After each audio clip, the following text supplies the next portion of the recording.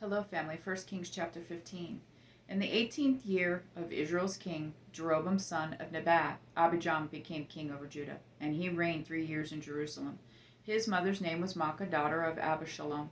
Abijam walked in all the sins his father before him had committed, and he was not wholeheartedly devoted to the Lord his God, as his ancestor David had been.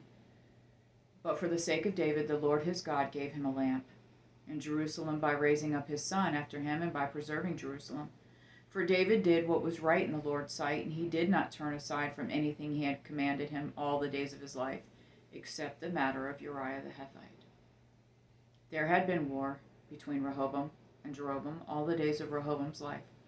The rest of the events of Abijam's reign, along with all his accomplishments, are written in the historical record of Judah's kings. There was also war between Abijam and Jeroboam. Abijam rested with his ancestors and was buried in the city of David. His son Asa became king in his place.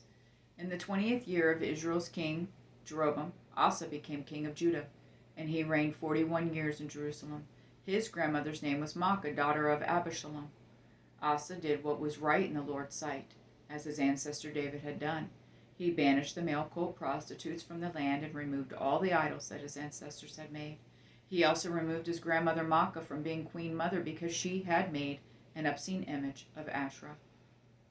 Asa chopped down her obscene image and burned it in the Kidron Valley. The high places were not taken away, but Asa was wholeheartedly devoted to the Lord his entire life.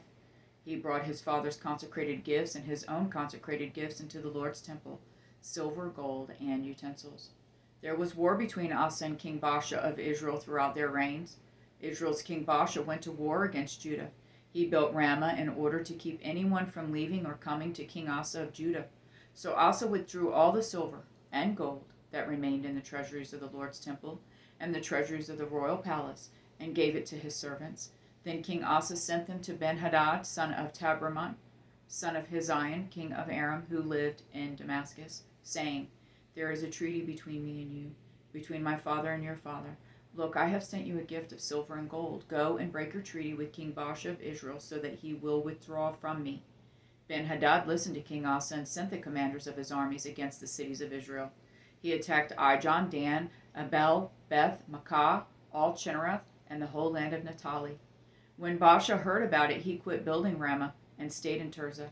Then King Asa gave a command to everyone without exception in Judah, and they carried away the stones of Ramah and the timbers Baasha had built it with. Then King Asa built Geba of Benjamin and Mizpah with them. The rest of all of the events of Asa's reign, along with all his might, all his accomplishments, and the cities he built, are written in the historical record of Judah's kings. But in his old age he developed a disease in his feet. Then Asa rested with his ancestors and was buried in the city of his ancestor David. His son Jehoshaphat became king in his place. Nadab, son of Jeroboam, became king over Israel in the 2nd year of Judah's kings Asa. He reigned over Israel 2 years. Nadab did what was evil in the Lord's sight and walked in the ways of his father and the sin he had caused Israel to commit. Then Baasha, son of Ahijah of the house of Issachar, conspired against Nadab, and Baasha struck him down at Gibbethon of the Philistines, while Nadab and all Israel were besieging Gibbethon. In the 3rd year of Judah's king Asa, Baasha killed Nadab and reigned in his place. When Baasha became king, he struck down the entire house of Jeroboam. He did not leave Jeroboam any survivors, but destroyed his family according to the word of the Lord he had spoken through his servant Ahijah the Shilonite. This was because Jeroboam had angered the Lord God of Israel by the sins he had committed and had caused Israel to commit. The rest of the events in Nadab's reign, along with all his accomplishments, are written in the historical records of Israel's kings. There was war between Asa and King Baasha of Israel throughout their reigns. In the 3rd year of Judah's king Asa, Baasha, son of Ahijah, became king over all Israel, and he reigned in Tirzah 24 years. He did what was evil in the Lord's sight and walked in the ways of Jeroboam and the sin he had caused Israel to commit. I love you, Jonathan and Jesse.